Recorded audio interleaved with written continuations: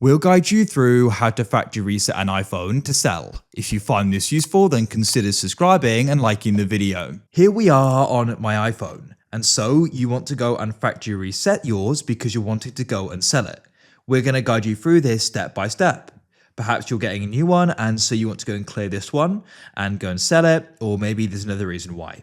We're going to guide you through how this is done. Make sure you watch this full guide and don't go and skip ahead. So first of all, what you want to do is you want to go and open up the settings app on your iPhone like so. Now, before we get any further, we want to go and do a backup of the iPhone because then you can go and access and get the data onto the new iPhone, and you can just go and access it again in the future, perhaps on another device. So what you can do is you can go and open up your Apple ID at the top of settings, come down and go and find the option for iCloud, scroll down and find iCloud Backup. Switch this on, and you will need to make sure you've got enough iCloud storage and press backup now. Now, I don't have enough because I've only got the 5 gigabytes that comes free. You can go and purchase more, but alternatively, we've got guides on this. You can go and plug your iPhone into your computer and you can go and back it up. If you are on Windows, you can go and use the Apple Devices app.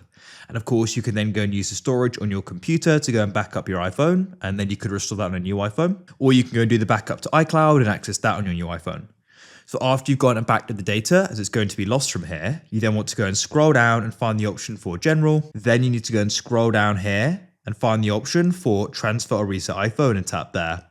Find the option Erase All Content and Settings. You can then go and see erasing all sign out of your Apple account and remove your personal data.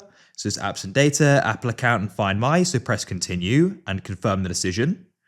Then go and enter in your passcode. Then it will start uploading the data. Now you need to go and enter in the pass to turn off Find My and activation log, and you'll be able to go and reset it.